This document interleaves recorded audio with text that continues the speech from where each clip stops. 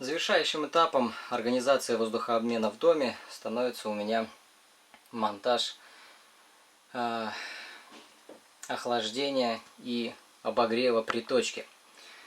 Приточный воздух был холодным в весенний период, то есть когда 18 градусов дует, а в доме всего лишь 25, то есть режим отопления включен, то создаются некомфортные потоки воздуха, прохладненькие. Соответственно, нужно греть воздух, который идет в дом. То есть у меня это сделано без анимостатов, но немножко неправильно.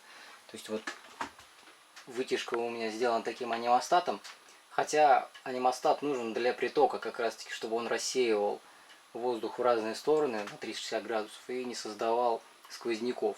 А на приточке, на вытяжке, наоборот, они вообще бесполезны. Нужно делать ровно наоборот. Когда это монтировалось еще лет 5 назад, все это я не знал. В итоге смонтировано вот так вот подогрев и охлаждение. Начнем с подогрева. Вот здесь вот котел, от котла идет выход. Здесь вниз идет на все радиаторы и наверх пошел на чердак. Горячая вода пошла в радиатор. Там после рекуператора в разрыв воздуховода врезан радиатор печки от УАЗика. Я о нем делал отдельное видео давным-давно, вот как раз он здесь и пригодился. То есть и кран вот этот вот открываем в нужное положение. Здесь он просто два положения вкл-выкл, 12-вольтовый кран. Он нужен для автоматики, это будет делаться потом. А здесь можно вручную. То есть если в автоматический режим здесь закрыто, здесь открывает, закрывает когда надо, либо здесь чуть-чуть открывается, когда нужно. Дальше вот это все идет туда, а вот снизу это обратка. Обратка приходит вот сюда вот, и тоже здесь кран. Сейчас перекрыто, потому что в режиме охлаждения. Что у нас мы имеем здесь? Температуру на улице мы имеем 20. Вход в рекуператор 27, как всегда нагрев из-за горячего чердака. Дома 25. Из дома выходит 25, это датчик дома на кухне стоит, и в рекуператор заходит 29. Тот же горячий чердак, нагревается вытяжка. Соответственно, вытяжка здесь остывает на 2 градуса и нагревается тоже на 2 градуса. Здесь приточка 26, на приточке на входе в рекуператор 26 и на выходе из рекуператора приточки 28 градусов. Эта температура 15 градусов, это температура после радиатора, который служит который либо в режиме отопления работает, в режиме подогрева приточки, либо охлаждения. Сейчас там проходит холодная вода через него и уже сбрасывается в скважину. То есть вот это 15 градусов, это уже охлажденный воздух, который поступает в дальнейшем по каналам в дом. Как реализовано? С обыкновенного водопроводной трубы, то есть здесь холодное водоснабжение, кран был смонтирован давно, и здесь я сделал регулировочным вентилем подачу туда наверх. То есть здесь вот идет наверх и вот в эту трубу входит. И также идет в тот же радиатор, который стоит на чердаке после рекуператора. Соответственно, здесь можно услышать, что он почти полностью зажат и совсем немного проходит воды.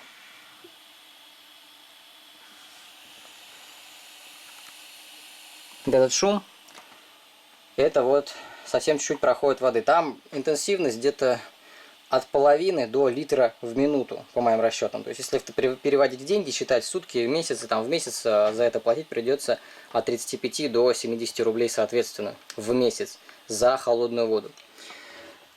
Теперь здесь, собственно, все понятно. Здесь тоже я после этого крана буду ставить такой же 12-вольтовый кран, чтобы все это делалось автоматически, потому что ночью холодно, и вот в этой всей системе нету никакого смысла. Воздух и так холодный приходит в рекуператор. Сейчас пойдем посмотрим, что там наверху. Вот так в целом выглядит моя венткамера на чердаке. Здесь чердак, утеплена эта кондейка 100-миллиметровым пенопластом. Это приточный воздуховод из дерева. Приходит сюда. Здесь вытяжка и, соответственно, выходит через крышу. Так вот монтирован рекуператор. Вот снизу видно байпас. Здесь вот крышка.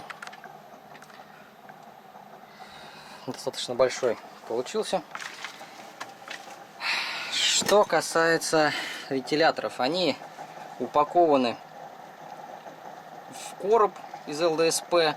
Были лишние ЛДСП. Там в коробе натыкано везде утеплитель, базальтовая вата, чтобы смягчить все эти вибрации. Прикреплен он к каркасу, там брусочек деревянный через фольгированный изолон 100-мм, 10-мм, чтобы вибраций не было. И в таком виде никаких вибраций уже в дом не передается. Вот это вот вытяжной канал, здесь вытяжка, вытяжной вентилятор, соответственно, приходит сюда, здесь приточка, подключение автоматики, приточный вентилятор, приходит сюда, ну и, соответственно, здесь радиатор. Радиатор тоже в коробе, о нем есть видео, там внутри ничего нету, только радиатор засиликоненный и все. Вот по вот этой трубе приходит холодная вода, идет сюда в радиатор, и отсюда уже выходит подогретая вода, и вот через этот кран. Дальше через имеющееся там отверстие выходит на улицу. То есть в режиме подогрева этот кран просто переключается, внизу переключается в нужные, внизу тоже глушится подача холодной воды, и, соответственно, здесь циркулирует только в обратную сторону горячая вода. И тот же приток, он подогревается и уже идет в зал и в спальню. Здесь, собственно, все, больше нечего говорить. Радиатор со своей задачей справляется даже на максимальных оборотах вентиляторов. Сейчас ровно половина, и шум вот такой стоит. То есть, в принципе, у меня всегда включена вентиляция круглосуточно на половине скорости. Если кто-то приходит, только в таком случае я прибавляю там на 2/3. На повыше я, как правило, не ставлю, такой необходимости не возникает. Собственно, здесь говорить особо больше и не о чем. Сейчас я покажу на улице, как организован слив воды. Вот сливная труба приходит сверху, и вот такую пластиковую бочку. Обыкновенная бочка, здесь скважина. Что касается тока воды, вот можно видеть, с какой скоростью льется, но это достаточно быстро. Можно и поубавить. Вот. И здесь перелив. Чтобы просто здесь лужи не делать, перелив и в скважину. Эта скважина используется очень редко, и то для полива и прочего, чтобы все это возвращать обратно в землю, откуда взяли.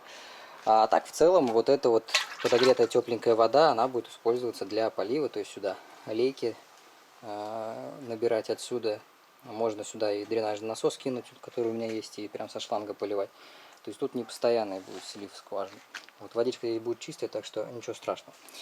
То есть вот такое вот использование воды достаточно рациональное и дешевое. Кондиционер, конечно, не заменит, но в целом существенно компенсирует жару, которая очень сильно напрягает. На этом все.